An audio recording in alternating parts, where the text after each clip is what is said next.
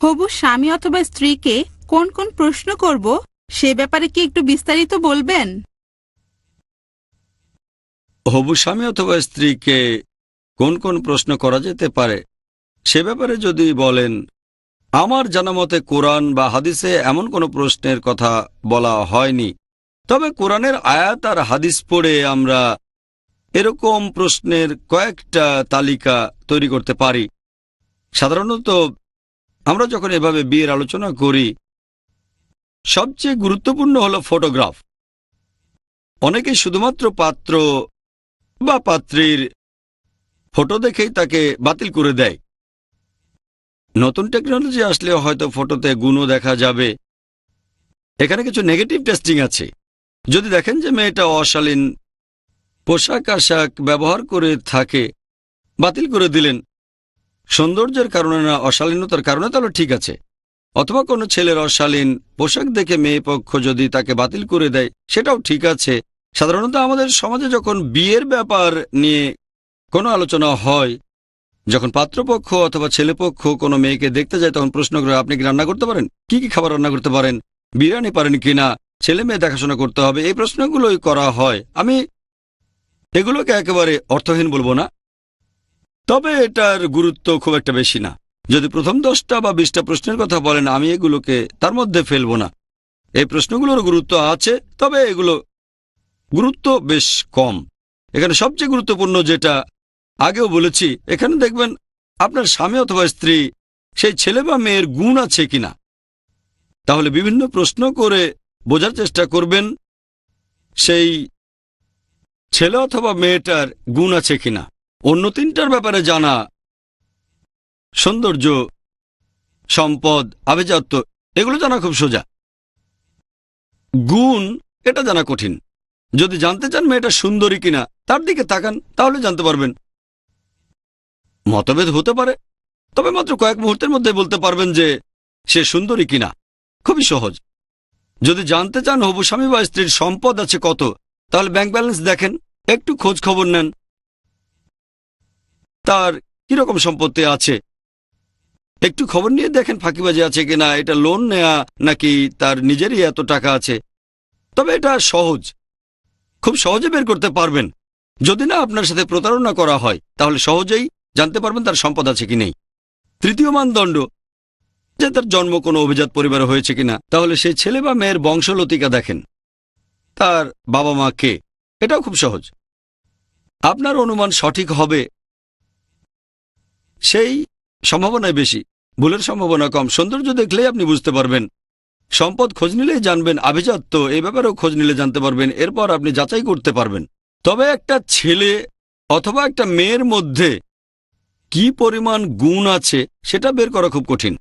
আমরা যখন স্কুলে পড়তাম অথবা কলেজে, সেখানে কেমিস্ট্রি বা রসায়ন ক্লাসে ছিল কনফার্মিটি টেস্ট, সংক্ষেপে সিটি। কনফার্মিটি টেস্ট মানে টেস্ট করে আমি নিশ্চিত হচ্ছি যে এটা হলো পটাশিয়াম অথবা এটা সোডিয়াম, কনফার্মিটি টেস্ট। এছাড়াও আরেকটা হলো নেগেটিভ টেস্টিং, যে এই পদার্থটা অমুক ক্যাটাগরিতে পড়ে না। নেগেটিভ টেস্টিং, গুণের ক্ষেত্রে নেগেটিভ টেস্টিং করা খুবই সোজা। একজনের কোনো গুণ নেই এটা প্রমাণ করা খুবই সোজা। যেমন ধরেন, একটা ছেলে পাত্রী দেখতে গেল, মেয়েটা পড়েছে স্কার্ট আর মিনি, সহজেই বলতে পারবে মেয়েটা ভদ্র না, খুব সোজা। তবে মেয়েটা যদি পরে হিজাব, আপনি নিশ্চিত বলতে পারবেন না যে মেয়েটা ভদ্র। তাহলে গুণের ক্ষেত্রে নেগেটিভ টেস্টিং খুবই সোজা। জানতে পারলেন যে পাত্র মদ খায়, সে জুয়া খেলে, তাহলে নিশ্চিত সে গুণবান না, সহজ। তবে ধরেন মদ খায় না, আপনি নিশ্চিত বলতে পারবেন না যে সে গুণবান। তাহলে নেগেটিভ টেস্টিং, যদি এই ধরনের কোনো লক্ষণ আপনি দেখতে পান হবু পাত্র অথবা পাত্রীর ভেতরে, যদি আপনি তার নেগেটিভ দিকটা জানতে পারেন, আপনি খুব সহজেই বলে দিতে পারেন যে তার কোনো গুণ নেই, যদি সে ব্যাপারে আপনি জানতে পারেন।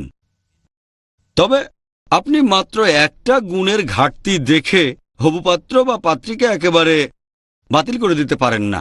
হতে পারে সেই অংশটা গুণের খুব সামান্য একটা পার্ট, তবে যদি তার অন্য রকম কোনো আরও গুণ থাকে, তাহলে আপনি সেই পাত্র বা পাত্রীর কথা ভাবতে পারেন, চিন্তা করতে পারেন। এখন প্রশ্নের তালিকার ব্যাপারে যদি বলতে হয়, প্রথমে সৌন্দর্য, সেটা তো আপনি তাকে দেখলেই বুঝতে পারবেন। পবিত্র কোরআনে সূরা নূর 24 নম্বর অধ্যায় 30 নম্বর আয়াতে আছে পুরুষদের হিজাবের কথা। মুমিন পুরুষদের বলো দৃষ্টি সংযত করো, লজ্জাস্থানে হেফাজত করো। নারীদের হিজাব সূরা নূর 24 অধ্যায় 31 নম্বর আয়াত। আর মুমিন নারীদের বলো তারা যেন দৃষ্টি সংযত করে লজ্জাস্থানে হেফাজত করে। জীবন সঙ্গী নির্বাচনে এই নিয়মে কিছুটা ছাড় আছে।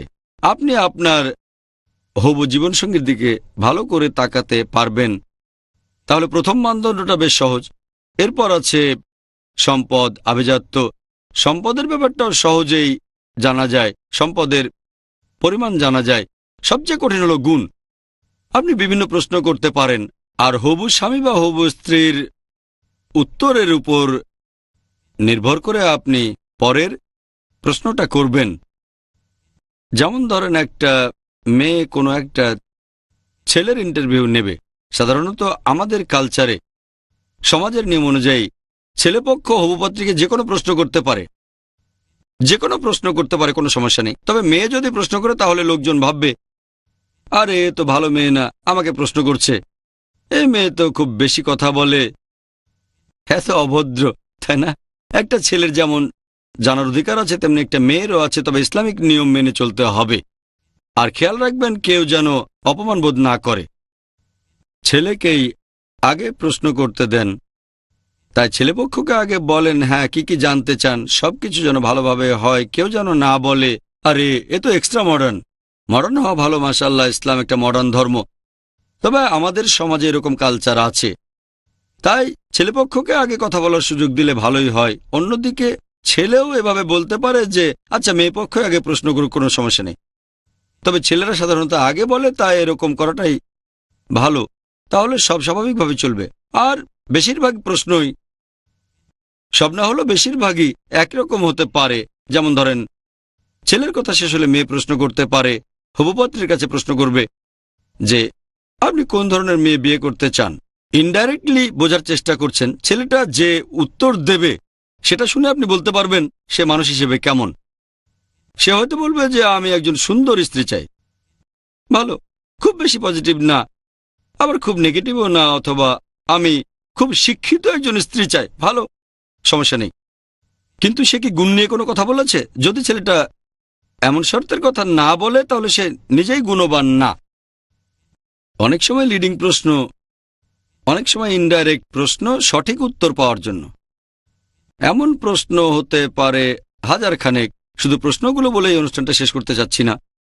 এরপর আপনি হয়তো তাকে প্রশ্ন করতে পারেন, হিজাব পরে না এমন মেয়েকে বিয়ে করতে রাজি আছেন? হ্যাঁ, মেয়েটা সুন্দরী হলে আমার কোনো আপত্তি নেই। তখনই বুঝতে পারবেন ছেলেটা গুণবান না। এভাবে ইনডাইরেক্ট প্রশ্ন করে আপনি হবু স্বামীর গুণ যাচাই করতে পারেন, ইনডাইরেক্ট প্রশ্ন করে। এটা একটা উপায়। এভাবে প্রশ্ন করতে পারেন যে মেয়ে নামাজ পড়ে না, তাকে বিয়ে করতে রাজি আছেন? অথবা পরবর্তীতে ডাইরেক্ট প্রশ্নও করতে পারেন। তাহলে এভাবে যাচাই করার চেষ্টা করবেন যে ছেলে বা মেয়েকে বিয়ে করতে যাচ্ছেন তার গুণের অবস্থাটা কি।